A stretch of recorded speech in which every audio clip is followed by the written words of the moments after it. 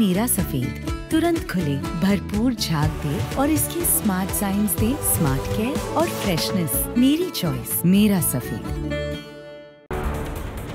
একটু আগে আপনাদের বলছিলাম রাজপথ হাঁটছেন না এমন মানুষ খুঁজে পাওয়া মুশকিল, কিন্তু হ্যাঁ ভুলে গিয়েছিলাম একজনের কথা যিনি হাঁটছেন না। বলছিলাম যে বলবো তার কথা ফিরে এসে। যিনি হাঁটছেন না, যিনি অন্যরকম কিছু করতে চাইছেন, তার নাম মমতা বন্দ্যোপাধ্যায়। তিনি হাঁটছেন না তার কারণ এই হাঁটাটাতেই, এই হাঁটতে হাঁটতে বিচার চাওয়াটাতেই তার আপত্তি। যদিও তিনি শুরুতে একদিন হেঁটে প্রমাণ করার চেষ্টা করেছিলেন অভয়ার ধর্ষক এবং খুনিদের শাস্তি হোক, তিনিও নাকি চান। কিন্তু কালক্রমে প্রমাণিত, একেবারে দিনের আলোর মতো স্পষ্ট সত্য, মমতা বন্দ্যোপাধ্যায় আর যাই চান, অভয়ার ধর্ষক এবং খুনিদের বিচারের মুখোমুখি করতে চান না। আর ভবিষ্যতে আরও অভয়া এমন পরিণতি থেকে ভবিষ্যতের ডাক্তারদের, চিকিৎসকদের বাঁচাতে, রাজ্যের সাধারণ মানুষকে বাঁচাতে চান না।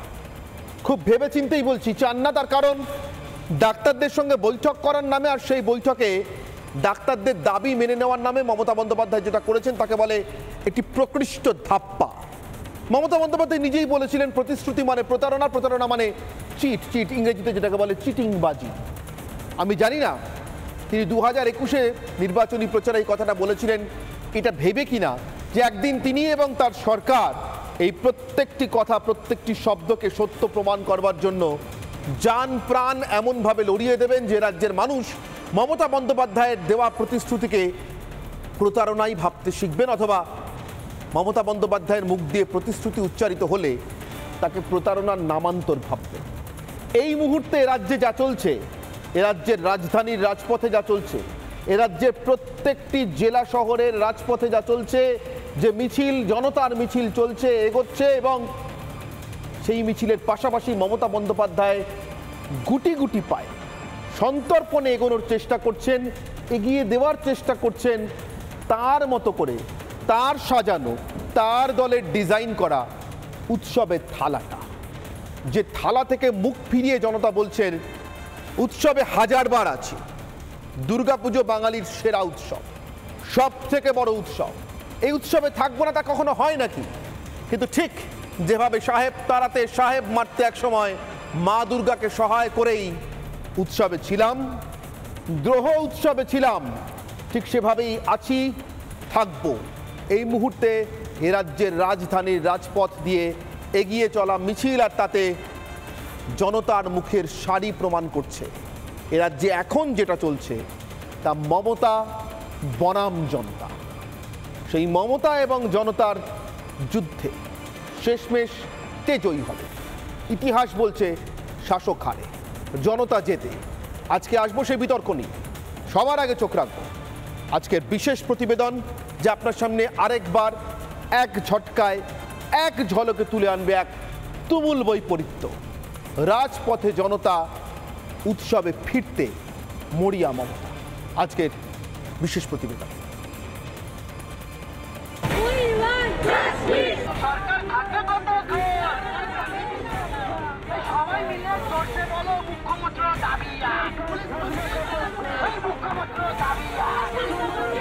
রাজ্য সরকার আমাদের চিঠি দুটির কোনো উত্তর দেওয়ার প্রয়োজন বোধ করেননি।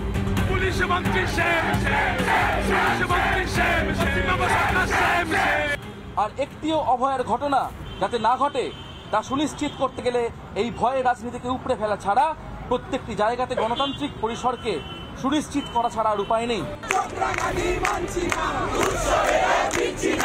এমত অবস্থায় বাধ্য হয়েই আমরা আজ থেকে পূর্ণ কর্মবিরতি অর্থাৎ ফুল সিজওয়ারকে ফিরছি। পুজোর মাস শুরুই হলো অভয়া শক্তির আরাধনায়, পুজোর মাস শুরুই হলো সরকারের ওপর অনাস্থায়, পুজোর মাস শুরু হলো বিদ্রোহের উৎসবে, যে উৎসব আটকাতে মনে প্রাণে চাইছে শাসক, চাইছে নাচে গানে অভয়াকে ভোলাতে। ফিতে কেটে ঠিক যেদিন অভয়াকে ভোলানোর তোড়জোড় শুরু শাসকের, ঠিক সেদিনই রাজপথ কাঁপিয়ে স্লোগান উঠল অভয়ার জন্য বিচার চেয়ে।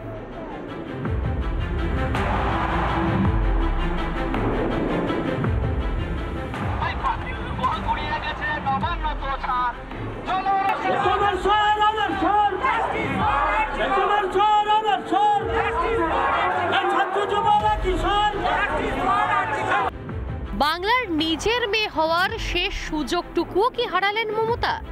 বিচারের দাবিতে জনতা যখন দ্রোহের উৎসবে মশাল জ্বালাচ্ছেন, তখন ফিতে কেটে শারদোৎসবের সূচনায় রাজ্যের মুখ্যমন্ত্রী। উৎসবে অবিচার লুকোবেন মমতা? রিপাবলিক বাংলা। ঠিক এটাই বলতে চাইছিলাম। গোটা রাজ্য রাজপথে হাঁটছে, জনতা চাইছেন বিচার, মুখ্যমন্ত্রী চাইছেন তার মতো করে সাজিয়ে দেওয়া থালায় উৎসব। সে উৎসবের থালা জনতা নিচ্ছে না সরিয়ে দিচ্ছে। আমাদের প্রতিনিধিরা রয়েছেন এই মিছিলগুলোর সঙ্গে থেকে আমাদের সঙ্গে সরাসরি একে একে প্রত্যেকের সঙ্গে কথা বলবো। রয়েছেন পিঙ্কি, আমার সঙ্গে রয়েছেন সন্তু, আমার সঙ্গে রয়েছেন বিট্টু। প্রথমে পিঙ্কি, কোথায় রয়েছে এই মুহূর্তে? মিছিলের দাবি কি? মুখ্যমন্ত্রী তো আজ থেকেই উৎসবের উদ্বোধনের সূচনায় বেরিয়ে পড়েছেন, নেমে পড়েছেন। তিনি চাইছেন বহুদিন থেকে মানুষ উৎসবে ফিরুন। মানুষ তো রাজপথে রয়েছেন, তারা কি এই রাজপথে থাকাটাকে উৎসব মনে করছেন?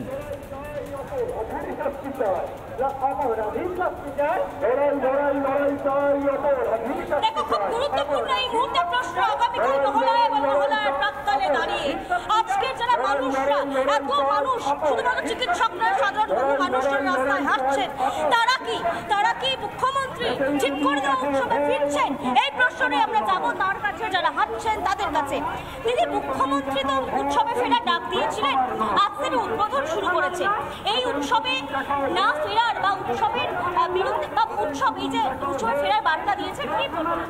আজকে উদ্বোধন উনি শুরু করতেই পারেন, তাতে আমাদের কিছু যায় আসে না। তবে এটাই বলবো যে আমরা বিচার চাই, যতদিন না বিচার পাই আমরা এইভাবেই উৎসব পালন করবো। একটা মানুষ যারা রয়েছেন তাদের সঙ্গে কথা বলবো। উৎসবে ফেরার ডাক দিয়েছিলেন এবং আগামীকাল মহলা আজকে থেকে উদ্বোধন শুরু হয়ে গেল, বিভিন্ন মণ্ডপগুলো রয়েছে। আপনারা কিভাবে দেখছেন? আমরা এই মিছিলে হচ্ছে, মিছিল থেকে বলছেন যে আমরা বিপ্লবের উৎসবেই থাকবো। উৎসবে ফেরার ডাক দিয়েছে, কিন্তু আমাদের মনে হয় যে এটা আমার বাড়ির মেয়ে, আজকে আমার বাড়ির মেয়ের সঙ্গে ঘটনা ঘটেছে। যদি আমরা নিজের কেউ ভাবি, যদি আমরা ভেবে থাকি যে আমার বাড়ির মেয়ের সঙ্গে এটা হয়েছে, তাহলে আমার মনে হয় না আমরা কেউ উৎসবে ফেরার মানসিকভাবে সেই জায়গায় আছি। শুধু উৎসবে একেবারে পিঙ্কি, আমি এখান থেকে চলে যাব সন্তুর কাছে। সন্তু আমার সঙ্গে রয়েছেন। সন্তু, তোমার সঙ্গে যে মিছিল হাঁটছে বা যে মিছিলের সঙ্গে তুমি হাঁটছো, সেই মিছিলের মানুষ কি মনে করছেন? মুখ্যমন্ত্রী উৎসবে সরাসরি ফিরে একটা মরিয়া চেষ্টা করলেন দুর্গাপুজোর মাসের প্রথম দিন, মানুষ কি সে চেষ্টায় সাড়া দিলেন?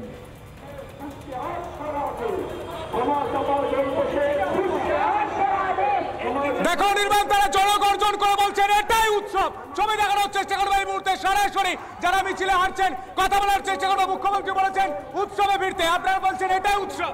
আমাদের কাছে এটাই উৎসব, অন্যায় থেকে ন্যায়ের পথে যাওয়ার উৎসব, অবিচার থেকে সুবিচারের পথে যাওয়ার উৎসব। আমাদের এটাই উৎসব। যতক্ষণ না আমাদের অভয়া বিচার পাচ্ছে, ততক্ষণ অব্দি আমাদের কাছে অ্যাটলিস্ট কোনো উৎসব নেই। এটাই উৎসব আমাদের। শহর সরকার, প্রাক্তন তৃণমূলের সাংসদ, রাজ্যসভার সাংসদ এই মুহূর্তে হাঁটছেন, কি বলবেন? এটাই তো জনগর্জন মনে হচ্ছে। আমি তো ওদের সাথে চলছি, হাঁটছি। এটাই জনগর্জন, এটাই আসল জনগণ কাকে বলে। দেখে সব কি আওয়াজ উঠছে শোনার চেষ্টা করো। কি বলছে? কি বলছে? কি বলছে? মমতা বন্দ্যোপাধ্যায় দুর্গাপুজোর মণ্ডপে মণ্ডপে ফিতে কাটছেন, উৎসব তৈরি হোক চাইছেন। তার কারণ উৎসব তৈরি নেই, উৎসব তৈরি হচ্ছে না। মানুষ যে উৎসব মমতা চাইছেন সেই উৎসব চাইছেন না, আর মানুষ বলছেন আমার দুর্গা বিচার পাক। তবে কি মমতা বন্দ্যোপাধ্যায়ের দুর্গা আর মানুষের দুর্গাও আলাদা হয়ে গেল? বিট্টুর কাছে যাব। বিট্টু, মমতা বন্দ্যোপাধ্যায় তো দুর্গাপুজোর মণ্ডপে ফিতে কাটছেন, ওদিক থেকে আওয়াজ শুনছি মানুষ বলছেন আমার দুর্গা বিচার পাক। মমতা বন্দ্যোপাধ্যায়ের দুর্গা আর জনতার দুর্গা কি আলাদা?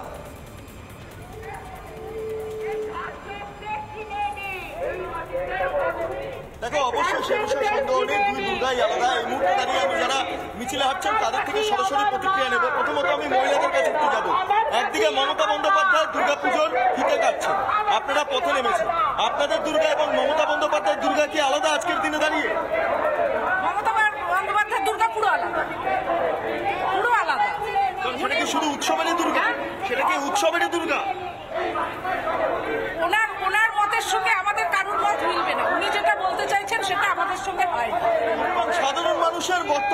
আমি একটু আপনার কাছে যাবো। মমতা বন্দ্যোপাধ্যায় হিতে কাটছেন আজকে দুর্গাপুজো, আর আজকে আপনারা পথে নামছেন।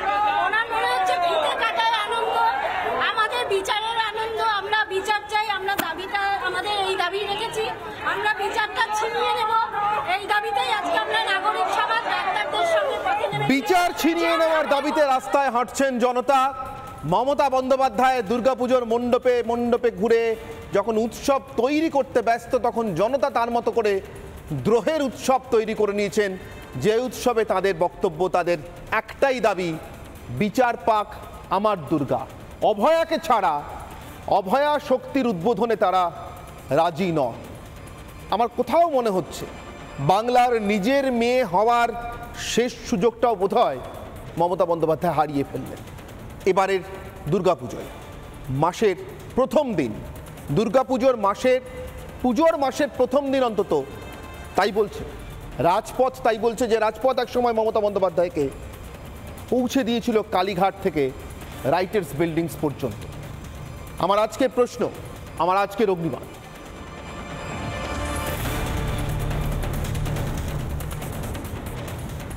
উৎকট উৎসব আকাঙ্ক্ষায় আরও একা মমতা? জনতা রয়েছে রাজপথে, মমতা কি আরও একা নিজের তৈরি উৎসবে, নিজের তৈরি মণ্ডপে এক কোণে একা? আমার সঙ্গে উপস্থিত যে অতিথিরা, একে একে পরিচয় করাই। আমার একদম বাঁদিকে রয়েছেন সুকন্যা ভট্টাচার্য, আইনজীবী। আমার সঙ্গে রয়েছেন কিয়া ঘোষ, বিজেপি মুখপাত্র। আমার ঠিক ডান দিকে, আমার একেবারে ডান দিকে বর্ষিয়ান সাংবাদিক নির্মল মুখোপাধ্যায়। আমার সঙ্গে রয়েছেন রঞ্জন ভট্টাচার্য, আইএমের যুগ্ম সম্পাদক। আজ সকালেও রঞ্জনবাবু একটি বোমাই ফাটিয়েছেন বলা যায়, না হিংসাত্মক বোমার কথা বলছি না, মুর্শিদাবাদ মেডিকেল কলেজ হাসপাতালে কোনো থ্রেট কালচার চলছে না, এটা লিখিয়ে নেওয়ার জন্য থ্রেট দেওয়া হচ্ছে, বয়ানটা সই করিয়ে নেওয়ার জন্য। তাই রঞ্জনবাবুর কাছ থেকে শুরু করি। ভয়ের মধ্যে দিয়ে, ভয়ের বাতাবরণের মধ্যে দিয়ে অভয়া শক্তির আরাধনা, একই সঙ্গে যারা ভয় দেখাচ্ছে তাদের সঙ্গে দাঁড়িয়ে এক মণ্ডপে দাঁড়িয়ে অঞ্জলি দিয়ে অভয়া শক্তির আরাধনা বোধহয় হয় না রঞ্জনবাবু। না হলে আপনাদের এই নিতান্ত পেশাদারি ডাকে এত মানুষ কীভাবে আসতেন? দাবিটা আর আপনাদের একার নয়, এটাই বোধহয় আপনাদের সব থেকে বড় জোর রঞ্জনবাবু। দেখুন অনির্বাণ, দেখো থ্রেড সিন্ডিকেট তো বরাবর ছিল, অস্তিত্ব আছে, কিন্তু এটা অস্বীকার করার জায়গাটা কোথায় আসছে জানি না। যেদিন 40 জনকে সাসপেনশন করানো হলো জেএনএম কল্যাণী মেডিকেল কলেজ হাসপাতালে, তার অব্যবহিত পরেই সেখানকার অধ্যক্ষ এবং এমএসবিপি ভর্ৎসিত হলেন, এরপর কি আর কোনো প্রিন্সিপাল বা এমএসবিপি সেই সাহস দেখাতে পারবেন? মুর্শিদাবাদ মেডিকেল কলেজেও থ্রেড সিন্ডিকেটের অস্তিত্ব আছে কিনা জানার জন্য একটা তদন্ত কমিটি 18ই সেপ্টেম্বর গঠন করা হয়েছিল প্রিন্সিপালের দ্বারা, কিন্তু সেই চেয়ারপারসন দীর্ঘদিন অনুপস্থিত, 12 দিন ধরে নেই, কোনো কমিটির মিটিং ডাকা হয়নি। আজকে অবশেষে সেখানকার ডাক্তাররা স্মারকলিপি জমা দিয়েছে এবং ওখানকার ভরতপুরের বিধায়ক যে মন্তব্য করেছেন, যে ভয় দেখানোর কথা বলেছেন সেখানকার জুনিয়র ডাক্তারদের, তার পক্ষ থেকে ইন্ডিয়ান মেডিকেল অ্যাসোসিয়েশন তো এফআইআর করেছেই, এবার ইনস্টিটিউশনাল এফআইআর লঞ্চ করা হবে, এই আশ্বাস অধ্যক্ষ দিয়েছেন মুর্শিদাবাদ মেডিকেল কলেজের। এবং তাছাড়াও যে সমস্ত থ্রেড সিন্ডিকেটের যে আমাদের এনকোয়ারি এখনো হয়নি, সেই এনকোয়ারির জন্য বৃহস্পতিবার দিন মিটিং ডাকা হয়েছে এবং একটা গুগল ফর্ম করা হয়েছে, ইমেল আইডি করা হয়েছে, যে থ্রেড সিন্ডিকেটে যারা যারা যুক্ত তাদের স্বরূপ যেন উদ্ঘাটিত হয়। কিন্তু রঞ্জনবাবু এখানে আমার একটা প্রশ্ন, এখানে আমার একটা কিন্তু, এই সব কিছু তো এতদিনে হয়ে যাওয়ার কথা। যেমন কথা হয়েছিল বৈঠকে, যে বৈঠকটাতে যোগ না দেওয়ায় ভিডিওগ্রাফি হবে কিনা, লাইভ টেলিকাস্ট হবে কিনা, মিনিটস রাখা হবে কিনা, এমন নানা প্রশ্নে যে বৈঠকে নানান সমস্যা দেখা দিয়েছিল বৈঠকটা হওয়া নিয়ে, মুখ্যমন্ত্রী আন্তরিকভাবে বলেছিলেন তোমরা আমার ভাই বোনের মতো, আমার বাড়িতে এসছো, আচ্ছা মিটিং না করে এক কাপ চা খেয়ে যাও, তোমরা বৃষ্টিতে ভিজছো, আমার ভাল লাগছে না।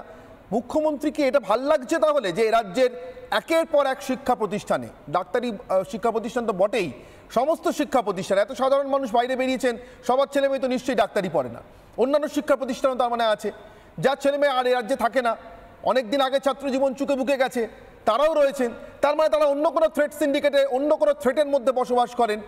এত মানুষ যখন রাস্তায় বেরিয়েছেন তখন চুক্তিভঙ্গটা কি গোড়ায় একদম যার কাছ থেকে পাওয়ার কথা আশ্বাসটা সব থেকে বেশি করে অভয়া হওয়ার, অভয় দেওয়ার, তিনি কি দিতে পারছেন না? কি মনে হচ্ছে আপনাদের? 52 দিন অতিক্রান্ত হয়ে গেছে এই 9ই আগস্টের নারকীয় ঘটনার, 12 দিন হয়ে গেছে জুনিয়র ডাক্তাররা কর্মবিরতি ছেড়ে ফিরে এসেছিল, কিন্তু এই যে যারা এই ঘটনা ঘটিয়েছে, যারা লুকিয়েছে, আন্দোলনের মুখ ঘুরিয়ে দেওয়ার চেষ্টা করছে, রাজনৈতিক রং লাগানোর চেষ্টা করছে আন্দোলনের, এবং এক থ্রেড সিন্ডিকেট নেই এই বলে থ্রেড দিচ্ছে। এটা একটা তো ন্যাক্কারজনক ঘটনা। আমরা আইএমএ বেঙ্গলের পক্ষ থেকে বলেছি যে জুনিয়র ডাক্তারদের দাবি সঙ্গত, এবং 10-এর যে 10 দাবি জুনিয়র ডাক্তাররা আজকে পেশ করেছেন তার সদর্থক বিচার হওয়া চাই। কারণ 26-29 সেপ্টেম্বর রাজ্যের মুখ্য সচিব যে সময়সীমা দিয়েছিল সুরক্ষা নিরাপত্তা, তা তো বাস্তবিককালে কাগজে কলমে। আমরা দেখেছি Sagar Dutta medical college, Rampurhat medical college, মালদায় সব জায়গায় মুহুর্মুহু আমাদের আক্রমণের ঘটনা ঘটে আসছে। আজকে সিবিআই এর তদন্তের গতি স্লপ। শুধু রাজ্য সরকার আরেকটা সিবিআই বলে প্যানিক করেছেন। সিতে বলেছেন সিসিটিভি, বিতে বলেছেন বাথরুম দেবেন, আর আইতে বলেছেন ইন্টারনাল হেল্পলাইন চালু করবেন, আর পিতে প্যানিক বাটম। এই দিয়ে তো কাজ হবে না। আজকে হলফনামা যখন দিয়েছেন মুখ্য সচিব, তিনি বলেছেন 20 জন সিআইএসএফকে আর্জি করে দেবেন, আরো 20 জন সিআইএসএফকে দেবেন 2 কিলোমিটার দূরে, 40 জন সিআইএসএফকে দেবেন আরেকটা জায়গায়। তাহলে যদি প্যানিক বাটম হয়, তাহলে কোন অপরাজিতা টাস্ক ফোর্স, কোন বন্ধু অ্যাপ, কোন শক্তি টিম, কোন রাত্রির সাথী কাজ করবে? ঠিক রঞ্জনবাবু, এই প্রশ্নগুলো উঠছে, যে প্রশ্নগুলোর উত্তর পাচ্ছেন না বলেই মানুষ রাস্তায় নামছেন। কিন্তু মমতা বন্দ্যোপাধ্যায় চাইছেন মানুষ এই মুহূর্তে রাস্তায় না নেমে উৎসবের মণ্ডপে থাকুন। আমি সুকন্যা এখানেই জিজ্ঞাসা করব, মমতা বন্দ্যোপাধ্যায় কি ক্রমশ আরও বেশি করে এমন উৎকট উৎসবের আকাঙ্ক্ষায় আরও একা হয়ে যাচ্ছেন? জনতা তো ওনার সঙ্গে নেই, দেখতে পাচ্ছেন। আপনি বলুন না, মমতা বন্দ্যোপাধ্যায় পুজোর উদ্বোধন করতে গেছেন মণ্ডপে, বাইরে এত মানুষ রাজপথে হাঁটছেন, আপনি শেষ কবে দেখেছেন? আমি দেখিনি। পুরো পশ্চিমবঙ্গে প্রায় 10 কোটি মতন মানুষ আছে, তাদের মধ্যে কিছু সংখ্যক ডাক্তারবাবুরা আছেন, প্রত্যেকেই ওনারা অভয়ার বিচার চাইছেন। কিছু নাগরিক সমাজের মানুষ আছে, আর কিছু একেবারেই ধান্দাবাজ রাজনীতিবিদ আছেন, এই ঘোলা জলে যারা মাছ ধরতে চাইছেন। ধান্দাবাজ রাজনীতিবিদদের মধ্যে কি তৃণমূল কংগ্রেসের নেতা নেত্রীরা পড়বেন? তারাও বিচার চেয়ে একটা মিছিল করেছিলেন, আমি দেখেছি, তাই জিজ্ঞাসা করছি। এই যে নাগরিক সমাজে মহালয়ার ঠিক আগের দিন,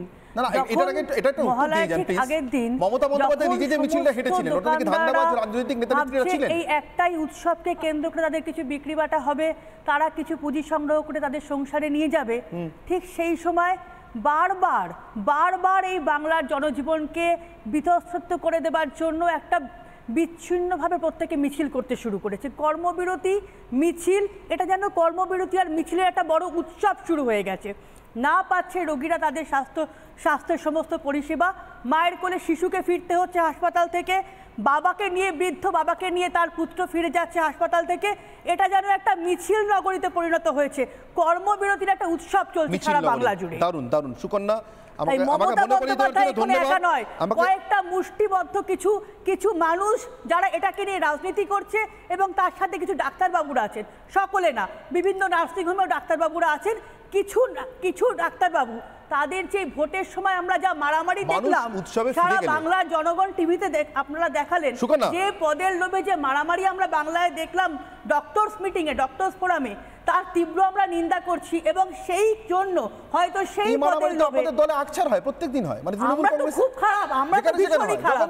সেই যে মারামারি ডাক্তারবাবুদের আমরা দেখলাম, ধস্তাধস্তি মারামারি সারা বাংলা দেখলো, সেই যে নিন্দনীয় ব্যাপারটা, পদের লোভে ডাক্তারবাবুরা যেভাবে নেমে পড়ছেন, রোগীরা পরিষেবা পাচ্ছে না, মেডিকেল কলেজগুলোতে পরিষেবাগুলো বন্ধ হয়ে যাচ্ছে, তার জন্য রোগীরা যখন পরিষেবা পাচ্ছে না, কোনো মৃত্যু ঘটছে, রোগীদের তখন সামলানো যাচ্ছে না, সেগুলোকে দেখবে। সুকন্যা, এই একই মিথ্যের ফাটা রেকর্ড কতদিন বাজাবে না? আর মমতা যদি সত্যি মানুষ পরিষেবা না পেতেন, পথে নামতেন ওদের সমর্থনে, আমার তো মনে হয় না। মিছিল করছে, আমার মনে হয় না সুকন্যা। মমতা বন্দ্যোপাধ্যায় একা হবে কেন?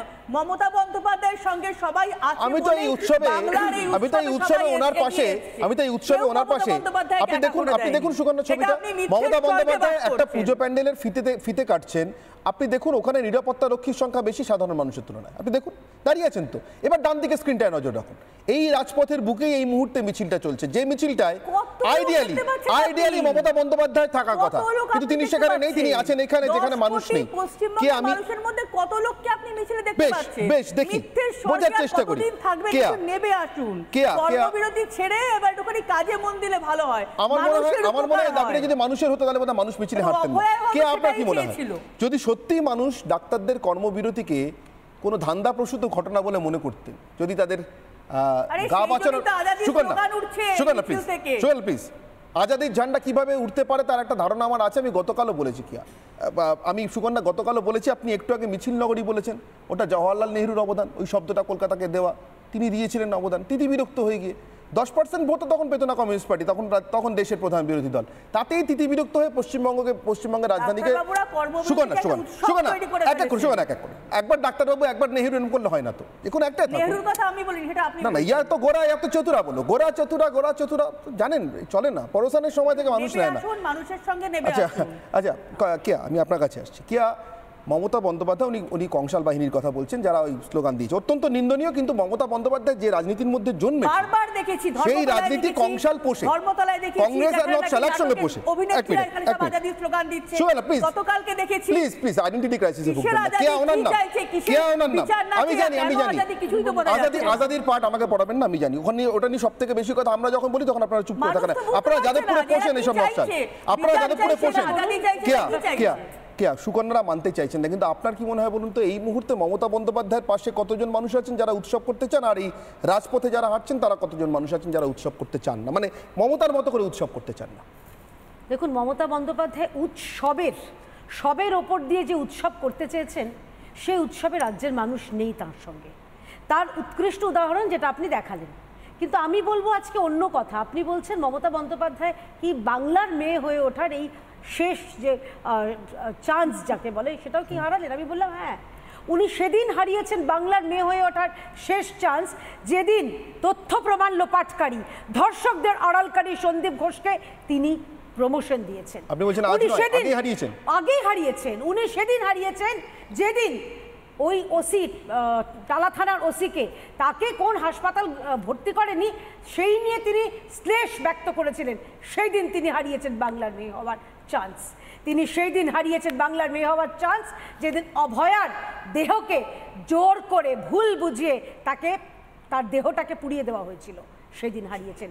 আর সেদিন হারিয়েছেন বাংলার মেয়ে হওয়ার চান্স যেদিন কিনা এই বাংলার অন্য এক মেয়ে যে নাবালিকা ধর্ষিতা তার চরিত্র হনন করেছিলেন, হাঁসখালির মেয়েটার কথা বলছি, সেদিন হারিয়েছিলেন।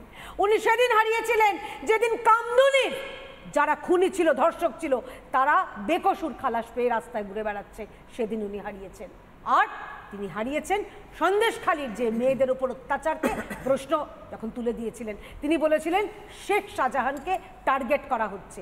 শাহজাহান বাহিনীর পাশে যিনি দাঁড়ান, যিনি সন্দীপ ঘোষদের পাশে দাঁড়ান, তিনি বাংলার মেয়ে হতে পারেন না, অন্তত সবার নয়। এবার আপনি বলবেন যে তাহলে কারা আছে তো দেখুন, যারা চোর জোচ্চোর, যাদের এই তৃণমূল করে সংসার চলে, যাদের দু পয়সা কামাই হয়, কারণ তৃণমূল কোনো রাজনৈতিক দল নয়, তৃণমূল হচ্ছে কামাই রাখার একটা কোম্পানি, যে কোম্পানি থেকে আপনাকে করে খেতে হবে। তা সেই যারা করে খাওয়ার, যাদের স্বপ্ন আছে, ইচ্ছে আছে এবং বাস্তবিক করে খান, তারা মমতা বন্দ্যোপাধ্যায়ের সঙ্গে এখনো পর্যন্ত আছেন। আমি মমতা বন্দ্যোপাধ্যায়ের আজকের একটা বক্তব্য শোনাবো, আসবো সুকন্যা, আপনাকেও সময় দেবো, নিশ্চয়ই দেবো। আজকের একটা বক্তব্য শোনাবো সুজিত বসুর পুজো উদ্বোধন করতে গিয়ে। আপনারা জানেন সেই পুজোটা কোন পুজো, আমি আর আলাদা করে নাম করছি না ক্লাবের, অত্যন্ত বিখ্যাত পুজো। মমতা বন্দ্যোপাধ্যায় মাঝে মাঝে সেই পুজোর উপর রেগেও যান, এয়ারপোর্টে অসুবিধা হয় বলে। যাই হোক, তো সেই পুজো উদ্বোধন করতে গিয়ে মমতা বন্দ্যোপাধ্যায় কথাটা বলেছেন, মানে ঠিক যখন তিনি ফিতে কাটছেন সেই সময় কলেজ স্কোয়ারে প্রস্তুতি চলছে, চূড়ান্ত পথ চলা শুরু হবে। কি বললেন মমতা, একবার শুনুন তো, মন দিয়ে শুনুন প্লিজ। মণ্ডপের উদ্বোধন না হলেও আগামীকাল হবে। আমি সেই জন্য নামটা দিয়েছিলাম উৎসব উৎসারিত, কারণ অনেকে বলবে এটা নিয়ে ন্যারেটিভ শুরু করে দেবে, পিতৃপক্ষে মমতা ব্যানার্জি উদ্বোধন করে দিয়ে এলেন, অত বোকা মমতা ব্যানার্জি নয়। আমি নির্মলবাবু আপনার কাছে জিজ্ঞাসা করব, মমতা বন্দ্যোপাধ্যায় বলছেন অত বোকা উনি নন। আচ্ছা, বোকা যদি না হন তাহলে কি চালাকি করে উনি আজকে ফিতে কাটতে গেলেন? আমি বোঝার চেষ্টা করছি। দেখুন, একটা জিনিস বোঝার চেষ্টা করুন, সেটা হচ্ছে মমতা বন্দ্যোপাধ্যায়ের একটা যাকে বলে, আপনি যদি বলেন যে উনি ঠিক করেছেন আমি বলবো কিন্তু আমি দেখবও না, শুনবও না।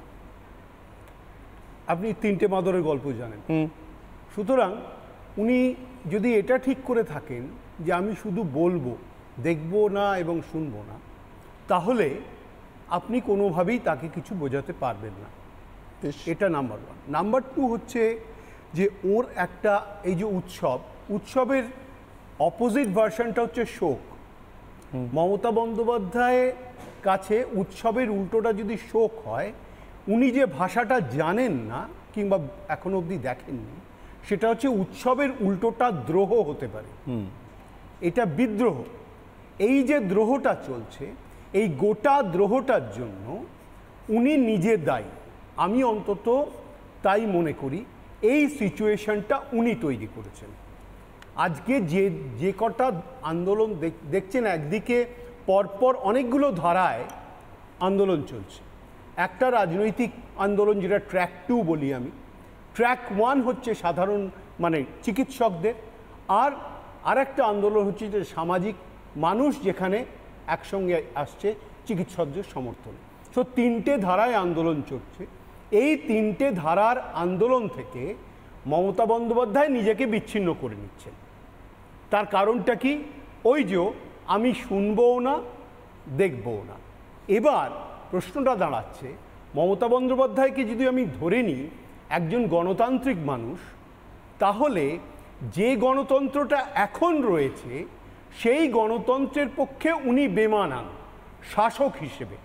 আমি ওনাকে বিরোধী নেত্রী হিসেবে দেখেছিলাম তখন আমি দেখেছি যে প্রত্যেকটা ক্ষেত্রে এই গণতন্ত্রের সঙ্গে উনি মানানসই ছিলেন। আর এখন এই যে গণতন্ত্রটা চলছে এইটার সঙ্গে উনি বেমানান হয়ে গেছেন। তার কারণ কি?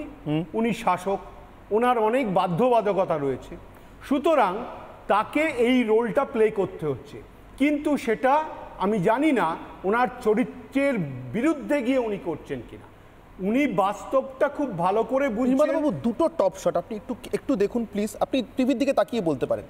একটা মমতা বন্দ্যোপাধ্যায় বাঁ দিকে হাঁটছেন, আর ডান দিকে মিছিলে মানুষ হাঁটছে, যে মানুষের সত্যি কোনো পরিচয় নেই, কোনো পতাকা নেই। কেউ কেউ জাতীয় পতাকা নিয়ে এসছে, এটাও হতে পারে সব পরিচয়ের মানুষ এসছেন, আমি সেটাও বলবো। তার কারণ শুনলাম প্রদেশ কংগ্রেসের সভাপতি শুভঙ্কর সরকার গিয়েছেন, ইস্তফা দেওয়া রাজ্যসভার প্রাক্তন তৃণমূলের রাজ্যসভার সাংসদ জহর সরকার তিনি গিয়েছেন, তার সঙ্গে কথাও হলো আমাদের প্রতিনিধির।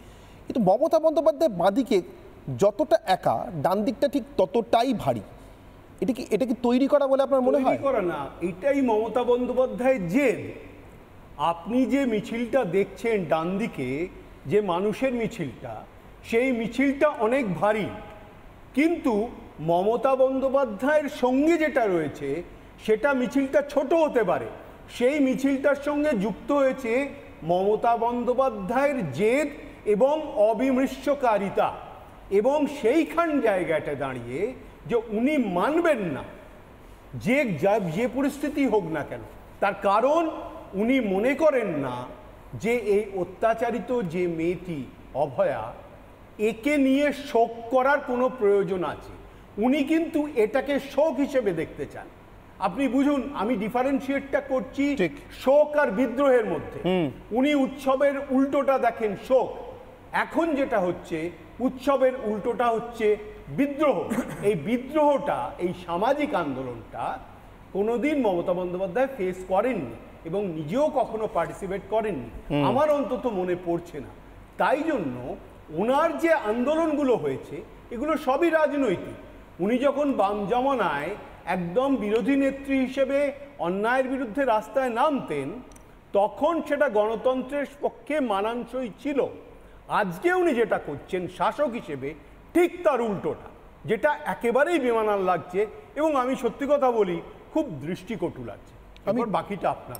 আমি সৈকতের কাছে আসবো, তারপর সুকন আমার মনে আছে আপনি হাত তুলেছেন। সৈকত, একজন মূকবধির ধর্ষিতাকে, মানে অভিযোগ ছিল মূকবধির ধর্ষিতা হয়েছেন, তাকে নিয়ে রাজ্যের প্রধান সচিবালয়ে যিনি চলে যেতে পেরেছিলেন, তিনি ধর্ষণ হয়েছে এটা নিজে জেনে গিয়েছেন এতদিন।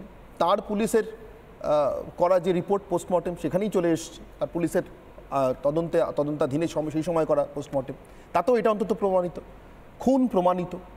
তারপরেও তিনি এইটুকু ধৈর্য, এইটুকু স্থৈর্য কেন দেখাতে পারছেন? আমি ধরে নিচ্ছি মমতা বন্দ্যোপাধ্যায়ের খুব উৎসব করতে ইচ্ছা করছে, ধরে নিচ্ছি, কিন্তু ধরুন পাশের বাড়িতে যদি কেউ মারা গিয়ে থাকে, আমরা তো ছেলে মেয়েকেও বলি, বাবা জন্মদিনে এবার জোরে মাইক বাজাস না, গান বাজাস না, পাশের বাড়িতে। মমতা বন্দ্যোপাধ্যায়ের মনে হচ্ছে গোটা রাজ্যটা শোকে ডুবে আছে। এই অভয়ের বাড়িতে যে দুর্গাপুজোটা চালু হয়েছিল সেটা এবছর 3 বছরে পা দিত। ওনার মনে হচ্ছে এই সময় ওনার ফিতে কেটে বেড়ানোর কথা। এইটুকু সংযম উনি রাখতে পারছেন না কেন? সৈকত, কি মনে হয়, স্রেফ রাজনীতি? স্রেফ না, দেখুন, রাজনীতি নয়, আসলে ক্ষমতা কুক্ষিগত করে রাখা এবং ক্ষমতার মধ্যে বেঁচে থাকার প্রবল স্প্রিয়া ইচ্ছা। উনি ক্ষমতার বাইরে নিজেকে রাখতে ভালোবাসেন না এবং থাকতে পারবেন না। এবং আমি ক্ষমতা কি জনতা ছাড়া হয় সৈকত? আপনি একবার ভাবুন, আপনাদের ক্ষমতার উৎস কি ছিল? 34 বছর জনতার সঙ্গে ছিল। এখন জনতা নেই বলে আপনারা ফিরতে পারছেন না। যে কোনো লোকের ক্ষেত্রে হতে পারে, যে কোনো শাসকের ক্ষেত্রে হতে পারে। আপনি একবার বাঁদিকের ছবিটা আবার দেখুন সৈকত, কতজন আছে মমতা বন্দ্যোপাধ্যায়ের সঙ্গে, ডান দিকে দেখুন কতজন হাঁটছে মমতা বন্দ্যোপাধ্যায়ের সরকারের বিরুদ্ধে, তার পুলিশের বিরুদ্ধে। এই ছবিটা দেখার পরও মমতার হুঁশ ফিরছে না, এটা কি হতে পারে, নাকি তাকে কেউ অন্যরকম বোঝাচ্ছে? না দেখুন, আমি এখনও আপনাকে বলছি, মমতা বন্দ্যোপাধ্যায় এই মুহূর্তে ক্ষমতার মধ্যে আঁকড়ে ধরে বাঁচতে চান, চেয়ারটাকে দখলে রাখতে চান, কুক্ষিগত করতে চান শুধুমাত্র একটা পরিবারের জন্য। নিজের পরিবার, নিজের আত্মসর্বস্ব দলকেন্দ্রিক ভাবনা চিন্তার মধ্যেও নিজের দলের বাকি নেতাদের কথাও তিনি এখন ভাবেন না। যদি ভাবতেন তাহলে একের পর তৃণমূল কংগ্রেসের নেতা যারা এই আরজি কর কাণ্ডে মুখ খুলেছে তাদেরকে নিজেদের পদ থেকে সরিয়ে দিতেন না। আর আপনি শুরুতে আমাকে একটা প্রশ্ন করলেন মূক ও বধির ধর্ষণ কাণ্ডে। দেখুন, 11 সালের পর এই রাজ্যে আমরা দেখেছি অধ্যাপক অ্যারেস্ট হয়েছে, একজন কৃষক অ্যারেস্ট হয়েছে, একজন বিরোধী এমএলএ তাকে দিনের পর দিন জেলে ঢুকিয়ে রাখা হয়েছে। এতগুলো কমিশন, এতগুলো ধর্ষণ কাণ্ডে সেই কমিশনের একটাও রিপোর্ট সামনে আসেনি। একই কথার বারবার পুনরাবৃত্তি আমি করব না। তাপসী মালিক থেকে একের পর এক ঘটনা, যেখানে মমতা বন্দ্যোপাধ্যায় নিজে এখন সেই সব নামগুলো নেন না, এবং সেই সমস্ত পুলিশ অফিসারদের এই আরজি কাণ্ডের পরেও তিনি আরও উঁচু পদে বহাল করেছেন যেসব পুলিশ অফিসারদের বিরুদ্ধে সেই সময় তিনি অভিযোগ করেছিলেন। যাই হোক, দ্বিতীয় পার্টে আমার যেখানে বক্তব্য, দেখুন আজকে দুর্গাপুজোর উদ্বোধন করতে গেছেন সুজিত বসুর ক্লাবে মমতা বন্দ্যোপাধ্যায়। আমি বলছি, একটা কলকাতা শহরে এত ফুটের উঁচু দুর্গা প্রতিমা হলে সেই প্রতিমার পারমিশন বাতিল হয়, অথচ আপনি আমি আসবার সময় আজকে কাকুরগাছি ওই লেক টাউনের পুরো চত্বর দিয়ে আসছিলাম দুপুরের পর থেকে, আমি বলছি এত পরিমাণ মানে উচ্চতা সম্পন্ন মমতা বন্দ্যোপাধ্যায়ের কাট আউট লাগানো হয়েছে। আমি বলছি, আসলে কি উৎসবে ফেরাটা লক্ষ্য, নাকি হারিয়ে যাওয়া নিজের মুখটাকে প্রতিষ্ঠিত করবার লক্ষ্য? মানে উৎসবে ফিরলে 85,000 টাকা অনুদান দিলে ক্লাবগুলোকে তার ছবি টাঙাতে হবে, তার মূর্তি বসাতে হবে, তার ব্যানারকে হোর্ডিং করতে হবে, এইটা কি প্রচারের উদ্দেশ্য? যদি তা না হতো তাহলে মমতা বন্দ্যোপাধ্যায় আজকে কয়েকজন পুলিশ কর্মী, নিজের দলের কয়েকজন নেতা, তাদেরকে নিয়ে পুজো উদ্বোধন করছেন, আর উল্টো দিকে কলেজ স্কোয়ার থেকে লক্ষ লক্ষ মানুষ, আমি আপনাকে বলছি লক্ষাধিক মানুষের ভিড়, যে জনস্রোত আজকে রাস্তায় নেমেছে। তৃণমূলের প্রতিনিধি খুব সহজে বলে দিলেন যে ধান্দাবাজ নাকি কিছু মানুষজন, রাজনৈতিক ব্যক্তি, তারা নাকি ওখানে আছে। আমি বলছি, ধান্দাবাজ নেতা এই রাজ্যে এখনো আছে, যে ধান্দাবাজেরা এখনো টিভির পর্দায় বসে গতকালকে 3টে হিয়ারিং শোনবার পর একজন মহিলা লেডি ডাক্তারের ধর্ষণ খুনকাণ্ডের অপরাধী যারা, তাদেরকে বাঁচানোর এখনো আপ্রাণ চেষ্টা করে যাচ্ছে মহিলা মুখ্যমন্ত্রীর রাজ্য। আমি বলছি, আমরা নারী শক্তির উপাসনা করব এই দুর্গাপুজোতে। এই মহালয়াতে একের পর এক যে কর্মসূচি ডাক্তারবাবুরা সামনের দিকে নিয়ে এসছেন, এবং আমি আপনাকে বলছি যে প্রস্তুতি শুরু হয়েছে, কোনো ক্লাবে তো 5 মিনিট অন্তর উই ওয়ান্ট জাস্টিসের স্লোগান হবে। গতকালকে সাঁতরাগাছিতে একটা সিরদাঁড়া থিমের পুজো, তাকে পুলিশ পাঠিয়ে বন্ধ করা হয়েছে। কোচবিহার থেকে কাকদ্বীপ, একের পর এক ক্লাবে থানার পুলিশ অফিসাররা ফতোয়া জারি করছেন যাতে কোনোভাবে উই ওয়ান্ট জাস্টিস লেখাটা না থাকে। তাহলে কি, আমি শেষ করে নিচ্ছি, আমি বলছি তাহলে কি আসলে মুখ প্রতিষ্ঠিত করা, দুর্গার মুখ নয় মমতার মুখ প্রতিষ্ঠিত করা, তাহলে কি জাস্টিস শব্দটাতে তৃণমূলের সমস্যা? তার মানে এই রাজ্যে যা যা জাস্টিসের দাবিতে মুভমেন্ট হবে, বিচারের দাবিতে মুভমেন্ট হবে, তাতেই তৃণমূল কংগ্রেসের অ্যালার্জি, মমতার অ্যালার্জি। তারা জাস্টিস চায় না, তারা চায় অপরাধীদের স্বর্গরাজ্য। তাই কি সুকন্যা, সৈকত যা যা বলছেন তাই কি? ভালো লাগলো সৈকতের কথাগুলো শুনে। আপনি একমত সৈকতের সঙ্গে? একদম একমত। বলতে দিন, ধানতলা, বানতলা, মনীষা, সমস্ত কিছু বাদ দিয়ে সৈকত একটি বিশেষ দলের মুখপাত্র আজকে এখানে এসে যে এত প্রতিবাদীর ভূমিকা নিয়েছে, এটা দেখে সৈকত ভাই সত্যি তোমাকে প্রণাম করতে ইচ্ছে করছে। খুব ভালো লাগলো। এই যে মমতার সেই কথাই তো বলছি, মনীষা মুখার্জিকে খুঁজে পাইনি, সেগুলো কিছু বলতেই চাইছি না আমি। দিদি, আমি তো পার্টির সর্বোচ্চ নেতৃত্বের অনভিয়াত আপনাকে বলছি, একটা কাগজ দেখান, নির্বাচনে লড়বো না আমরা, একটা কাগজ দেখান। মিথ্যের উপর দাঁড়িয়ে কতদিন? তাপসী মালিকের বাবা কোথায়? রিজওয়ানুরের মা কোথায়? তাপসী মালিকের বাবা কোথায়? রিজওয়ানুরের বাড়িতে যান মুখ্যমন্ত্রী, তাপসী মালিকের বাড়িতে যান মুখ্যমন্ত্রী। মমতা বন্দ্যোপাধ্যায় যে বাংলার মেয়ে, দেখুন সুকন্যা, আপনি বাংলার মেয়ে বলছেন তো, আমি বাংলার এক ছেলেকে দেখাই, এই বাংলা থেকেই, এই উত্তর কলকাতার গলি থেকেই, যিনি দেশের সর্বোচ্চ সিনেমা জগতের সম্মানটা পেয়েছেন, তিনি কিন্তু বুঝতে পারছেন বাংলার মানুষের মন কোথায় আছে। আগামীকাল মহালয়ার দিন গণতর্পণে এক মিনিট আগামীকাল মহালয়ার দিন গণতর্পণের আয়োজন করেছেন একটি সংগঠন। সেই গণতর্পণ সম্পর্কে প্রথম বলতে গিয়েই মিঠুন চক্রবর্তী কিন্তু বলছেন আরজি করের কথা। একবার শুনুন সুকন্যা, শুনুন বাংলার মেয়ে বা বাংলার ছেলে হতে গেলে কি করতে হয় একবার শুনুন মিঠুন চক্রবর্তীর বক্তব্য। ৭১ থেকে আরজি কর অবধি আজ পর্যন্ত যত গণহত্যা হয়েছে তার কোনো সুরাহা হয়নি। ২ তারিখে ছাত্র সমাজ এবং যুব সমাজ যে গণতর্পণের আয়োজন করেছে, আসুন আমরা সবাই মিলে সেই গণতর্পণে তাদের আত্মার শান্তি কামনা করি। এই গণতর্পণে আমি সবাইকে আসার আহ্বান জানাচ্ছি। আমি আরও একবার নির্মলাবাবু এবং কি আপনাদের দুজনের কাছে, প্রথমে কেয়ার কাছে আসবো। কেয়া একজন দাবি করেন তিনি বাংলার নিজের মেয়ে, আরেকজন আলাদা করে দাবি করেন না, বাংলা জানে তিনি কার ছেলে বা নিজের ছেলে। তিনি কিন্তু কালকে প্রথম শব্দটা উচ্চারণ করছেন গণতর্পণের জন্য আরজি করের শব্দটা, তারপরে বাকি আরও অনেক কিছু বলছেন, সবটাই বলছেন। কেয়া কাকে নিজের ছেলে ভাববে, কাকে নিজের মেয়ে ভাববে বাঙালি? আমি ধন্যবাদ জানাচ্ছি মিঠুন চক্রবর্তীকে, তিনি এই তর্পণের সময় সবার আগে আমাদের এই মনটা অভয়ের কথা মনে রেখেছেন, তার জন্য তর্পণ অবশ্যই হবে। কিন্তু আমার একটা অন্য বিষয় বক্তব্য আছে। দেখো মমতা বন্দ্যোপাধ্যায়, এটা খুব খারাপ লাগছে এখন জায়গাটা কোথায় এসে দাঁড়িয়েছে অনির্বাণ। আগে ছিল জনতার সঙ্গে মমতা, এখন হয়ে গেছে জনতা বনাম মমতা। অর্থাৎ কীরকম ভাবে প্রায় 180 ডিগ্রি পাল্টে গেছে জনতা এবং মমতা বন্দ্যোপাধ্যায়ের অবস্থান। যে দল নিজেকে মা, মাটি এবং মানুষের প্রতিনিধি বলে, সেই দলের কাছ থেকে কিন্তু মানুষের যে সমর্থন সেটা চলে যাচ্ছে। এবার আপনি বলবেন, তৃণমূলরা বলবেন কি, যে আমরা কিছুদিন আগেও বলেছে যে আমাদের এগুলো নিয়ে ভাবতে হবে না, তোমরা রাত দখল করো, বুথ তো আমরা দখল করব। তারা জানেন তাদের হাতে এই সততা আছে, তারা বুথ দখল করে জিতে তারপরে বলবেন তাতে কি হয়েছে, আমরা জয় পেয়েছি। আর আরেকটা কথা বলে দিই, দেখুন একদম সংক্ষেপে শোনা প্লিজ, শোনা প্লিজ, শোনা মাঝখানে না প্লিজ, আপনার সবাইকে বলেননি মাঝখানে, সুকন্যা শোনা মাঝখানে বলেন না, সম্ভবত নেবেন না, সম্ভবত নেবেন না, নেবেন না বলেই সম্ভবত নেবেন না বলেই কি এই ছবিটা দেখতে হচ্ছে, যেখানে মমতা বন্দ্যোপাধ্যায় যিনি জনতার সঙ্গে তার জীবনটা কাটিয়েছেন, কাটাতে কাটাতে কালীঘাট থেকে, কালীঘাটের কুড়েঘর থেকে, সত্যি সত্যি কালীঘাটের কুড়েঘর থেকে তিনি মহাকরণের অলিন্দে পৌঁছেছিলেন, তিনি আজ জনতার মুখোমুখি দাঁড়িয়ে জনতার সঙ্গে নয়। আপনাদের কাছে প্রশ্ন রেখেছিলাম, আপনারা কি উত্তর দিলেন আমি একবার দেখে নেব ফেসবুকে। আমার প্রশ্ন ছিল, ধরে ফেললো জনতা, বিচার চান না মমতা? বিচার চান বলে পথে নেমেছিলেন মমতা, কিন্তু আজকে কি ধরে ফেললো জনতা? বিচার চান না মমতা? 94% ফেসবুকে মনে করছেন হ্যাঁ, 6% মনে করছেন না। এক্স হ্যান্ডেলের পরিসংখ্যান। জনতার কাছে কি ধরা পড়ে গেলেন মমতা বন্দ্যোপাধ্যায়? অন্তত আজ ধরা পড়ে গেলেন। দুর্গাপুজোর মাসের প্রথম দিন, ফিতে কাটছেন প্যান্ডেলে, রাজপথে জনতা হাঁটছে বিচারের দাবিতে। 92% মনে করছেন বিচার চান না মমতা, না মনে করছেন 8%। এবার ইউটিউবের পরিসংখ্যান। 2 ঘন্টায় 21,000 মানুষ তাদের রায় দিয়েছেন, তাদের মধ্যে 96% মনে করছেন হ্যাঁ তারা ধরে ফেলেছেন, বিচার চান না মমতা, 4% অন্য কথা মনে করছেন। এরপরেও নিশ্চিতভাবে আগামীকাল আরও বেশ কিছু পুজো মণ্ডপ আছে, কোথাও চক্ষুদান, কোথাও নিতান্তই ফিতে কাটা, কোথাও সেসবের পর আরও 2-4 কথা।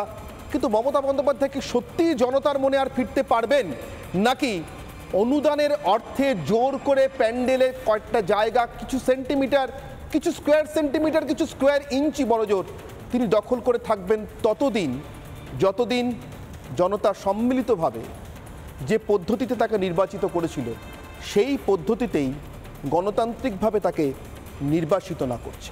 অনির্বাণের অগ্নিবাণ এখানেই শেষ করছি। সঙ্গে থাকুন রিপাবলিক বাংলায়।